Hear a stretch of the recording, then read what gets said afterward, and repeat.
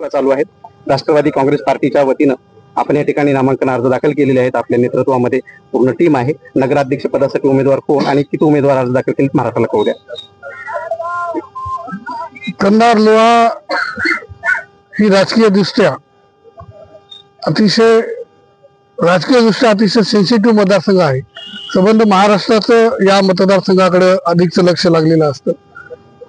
या ठिकाणी नगरपालिकेच्या निवडणुकीच्या संदर्भामध्ये नगराध्यक्ष या पदासाठी स्वप्नील पाटील या ठिकाणी स्वप्नील पाटील लुंगारे ज्यांचं नाव हनुमंत त्यांना उर्फ स्वप्नील असं लाडाने या ठिकाणी म्हणतात, त्यांना नगराध्यक्ष पदासाठी या ठिकाणी पक्षाच्या वतीनं उमेदवारी देण्यात आलेली आहे।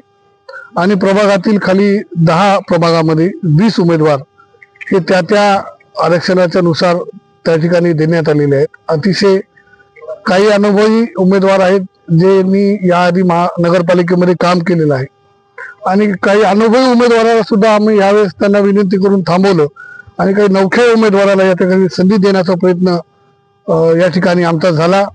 या ठिकाणी निरीक्षक या ठिकाणी महाराष्ट्राकडनं पक्षाच्या वतीनं निरीक्षक म्हणून माजी आमदार मोहनअण्णा हंबर्डे यांच्याकडे निरीक्षक पदाची जबाबदारी दिली होती। त्याच्यानंतर महाराष्ट्राचे संघटक मुक्तेश्वरराव दोडगे आणि सरचिटणीस म्हणून मी आणि आमचे तालुका अध्यक्ष भोशीकर साहेब आमच्याकडे पक्षाने त्या पद्धतीची जबाबदारी दिली होती आणि त्या सगळ्यांच्या सूचनेनुसार आणि आदरणीय लोकनेते आदरणीय चिखलीकर साहेब यांच्या मार्गदर्शनानुसार या ठिकाणी आम्ही हे सर्व उमेदवार उभा केलेले आहेत। साहेब, आपल्याकडं महाराष्ट्राच्या राज्यामध्ये भाजप, राष्ट्रवादी काँग्रेस पार्टी आणि शिवसेना हे सत्तेमध्ये आहेत, पण कंधार तालुक्यामध्ये या युतीच्या राजकारणामध्ये नगरपालिकेमध्ये असं समीकरण होताना दिसत नाही। याकडे कसं पाहता आपण? नाही, पाहण्याची आवश्यकता या ठिकाणी नाही। आमचे नेते आदरणीय चिखलीकर साहेबांनी आपल्याही वतीनं सांगितलं की भाजपाने मोठा भाऊ म्हणून आम्हाला प्रस्ताव पाठवावा, परंतु मोठ्या भावाला प्रस्ताव पाठवण्या इतपर्यंत जर वेळ नसेल तर राजकारण करणाऱ्या मंडळी कुठलाही कार्यकर्ता हा कधी रिकामा राहत नसतो। कार्यकर्त्याचं व्याख्याच आहे की जो कार्य करतो तो कार्यकर्ता असतो आणि त्याच्यामुळे कशाचीही वाट न बघता जे सोबत आले त्यांना घेऊन या ठिकाणी आम्ही पॅनेल उभा केलेला आहे। भाजपच्या औरातकर मॅडम, काँग्रेसचे मनान चौधरी आणि MIM ची काही मंडळी आणि इतर काही मंडळी राष्ट्रवादी काँग्रेस पार्टीमध्ये लोकनेते प्रताप पाटील चिखलीकर यांच्या नेतृत्वावर विश्वास ठेवून या पार्टीमध्ये समावेश झालेले, दाखल झालेले। निवडणुकीच्या पुढे आज निवडणुकीचा शेवटचा दिवस आहे फॉर्म भरण्याचा, तर या ताकदीमुळे या निवडणुकीचं काय चित्र असेल? ज्यांची पूर्ण हयात काँग्रेसमध्ये गेले असे मन्नानभाई चौधरी यांचा आपण उल्लेख केला, ते अतिशय सेक्युलर विचाराची, ज्यांनी समाजाचं दीनदुबळ्याचं नेतृत्व केलं, ज्यांनी कधीही काँग्रेस पक्ष न सोडण्याचा विचार केला, परंतु कालांतराने जो अन्याय चिखलीकर साहेबांवर आधी झाला तो अन्याय छोट्या भावावर नंतर झाला म्हणलं तरी चुकीचं होणार नाही। आणि त्या अनुषंगाने त्यांनी चिखलीकर साहेबांचं नेतृत्व आणि राष्ट्रवादी काँग्रेस पक्षाची विचारधारा जी सेक्युलर पक्षाची आहे, जी शाहू फुले आंबेडकरांच्या विचाराची आहे, जे शेवटच्या घटकापर्यंत सर्वसामान्य अल्पसंख्याक असेल, बौद्ध असतील, जे बिछडे लोक आहेत यांच्या मदत करण्यासाठी जे तळमळीचा पक्ष कुठला असेल तर तो राष्ट्रवादी काँग्रेस पक्ष आहे। आणि महाराष्ट्राच्या तिजोरीची चाबी हे माननीय अजित पवार साहेबांकडे आहे। त्याच्यामुळं कोणीही जरी असलं बाहेर तरी तिजोरीची चाबी त्या ठिकाणी अजितदादा पवार साहेबांकडे असल्यामुळे कंधारच्या लोकांच्या मनामध्ये जो कंधार आहे, शहर आहे, ते शहर करण्यासाठी ही सर्व मंडळी एका बाजू या ठिकाणी आलेली आहे।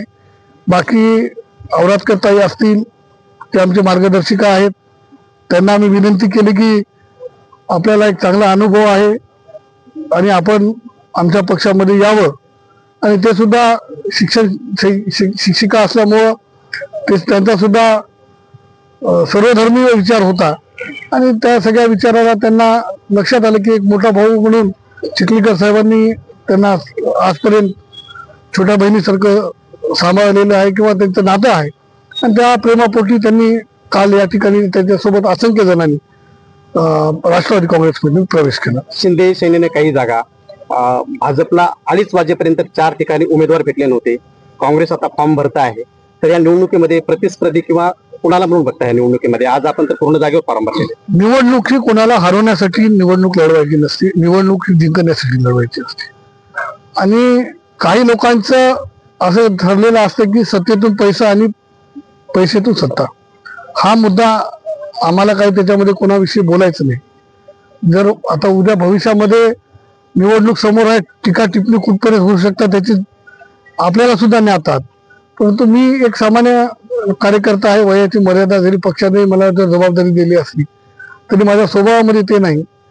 परंतु जर आपण विकासाच्या मुद्द्यावर बोलणार असाल तर निश्चितच आम्ही विकासाच्या मुद्द्यावर डिबेट करायला तयार आहोत. परंतु या ठिकाणी समोरच्या मंडळीचं काय चालू आहे काय नाही यापेक्षा याचं कारण लक्षात घ्या तुम्ही, की या लोकांवरती लोकांनी विश्वास ठेवला होता आणि ज्यांच्या भरोशावरती विश्वास ठेवला तेच लोक जर आज राष्ट्रवादीमध्ये आले तर शेवटी माणसाने विश्वास कोणावर ठेवला? त्या भावनेनं आज त्यांच्याकडे उमेदवार भेटत नाहीत. मी तुमच्याकडून ऐकलं, मला काय कल्पना नाही. पण तो उमेदवार भेटतील कसे? कारण की ज्यांच्या विश्वासावर ते लोक जात होते उमेदवारी मागायला, ते सर्व मंडळी, आमचे मन्नानभाई असतील, जफर खान साहेब असतील, हे सर्व मंडळी त्या ठिकाणी आमच्याकडे आल्यामुळं एकतर चिखलीकर साहेबांचा विश्वास आणि त्यातल्या त्याचे सर्व जनसामान्यामध्ये राहणारे 24 तास सेवेमध्ये राहणारी आमची ही सर्व टीम आणि हे सगळे आमचे जफरुल्ला खान असतील, जफर बाउद्दीन असतील, स्वप्नील पाटील असतील, एखाद्याचं नाव राहून जाईल चुकून तर निवडणूक चालू आहे. म्हणजे ही सर्व टीम 24 तास हे जनतेमध्ये असते, कामामध्ये असतात आणि त्याच्यामुळे लोकांना आपण ग्रामीण भागात म्हणतात की सोय करेल ते सोयरा. त्याच्यामुळं जो सोय करेल त्याच्याकडेच माणसं जातात, जो मदत करतो त्याच्याकडेच माणसं जातात. कारंधुमाळीमध्ये राज्य पातळीवरचे मंत्रिमंडळातले कोण कोण लोक प्रचारासाठी येतील असं काय भाकीत आहे, कसं असेल? नाही, आता आज फॉर्म भरण्याची शेवटची तारीख आहे. उद्या विड्रॉल आहे. उद्या विड्रॉल झाल्यानंतर त्या ठिकाणी पक्षाकडनं तसे मला सूचना आलेल्या आहेत की आपल्याला कोण कोण म्हणजे मान्यवरांची त्या ठिकाणी उपस्थिती लागणार आहे. परंतु निश्चितच सर्व उमेदवारांशी चर्चा करून, कारण की माननीय आमदार चिखलीकर साहेबच हे महाराष्ट्राचे स्टार प्रचारक आहेत. पक्षानं त्यांची नोंद घेतली तर आपण कशाला दिवाखाली अंधार करायचं? त्याच्यामुळे आपल्यालाही सुद्धा माहिती आहे की चिखलीकर साहेबांचं भाषण झाल्यानंतर सहसा कोणाचं भाषण लोक ऐकत नाहीत. त्याच्यामुळे आपल्याकडेच मूळ मुद्दा असल्यानंतर आपण जर वाटलं तर त्या ठिकाणी वरिष्ठ नेत्यांना विनंती करू आणि त्यांना आपण त्या ठिकाणी बोलू, असं आमचं नियोजन या ठिकाणी आहे.